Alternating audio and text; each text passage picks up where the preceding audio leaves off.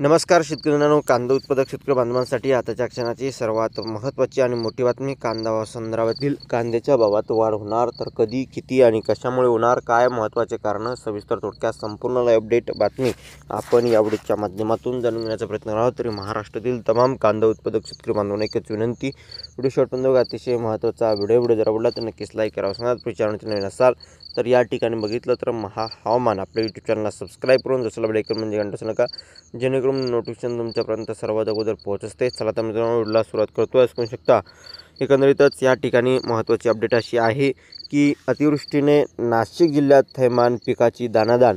कांदा पिकासह कापूस, सोयाबीन, मका या पिकांचे मोठ्या प्रमाणात नुकसान झाले आहे. एकंदरीतच या ठिकाणी बघू शकता, अगोदरच झालेल्या नुकसानीचे पंचनामे अद्याप पूर्ण नसताना हे नवे संकट शेतकऱ्यांना पूर्णतः अडचणीत ठरणारे आहे. जिल्ह्याभरात सध्या ओल्या दुष्काळाची गंभीर स्थिती आहे. मका, सोयाबीन, कापूस, कांदा याचे मोठे नुकसान झाले, तर भाजीपाला, द्राक्ष, डाळिंब उत्पादक अडचणीत आहे. पूर्व भागातील तालुके यात सर्वाधिक प्रभावित झाले आहे. शनिवारी सायंकाळी पाऊस सुरू झाल्यानंतर ते रविवारी देखील कोसळत होता. येवला, नांदगाव, चांदवड, निफाड तालुक्यात सर्वात मोठा फटका बसला आहे.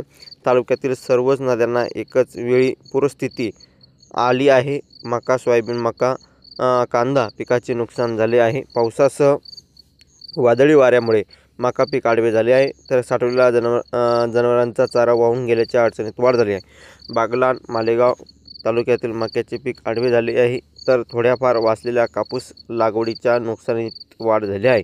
इगतपुरी, पेठ, सुरगाणा व त्र्यंबकेश्वर तालुक्यात भात लागवडी पाण्याखाली गेल्याने उत्पादनावर मोठा परिणाम होण्याची शक्यता आहे.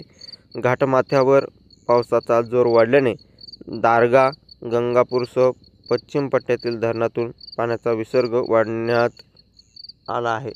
अशा प्रकारची ही महत्त्वाची अपडेट आहे, जी तुमच्यापर्यंत पोहोचली. धन्यवाद. लक्षात ठेवा.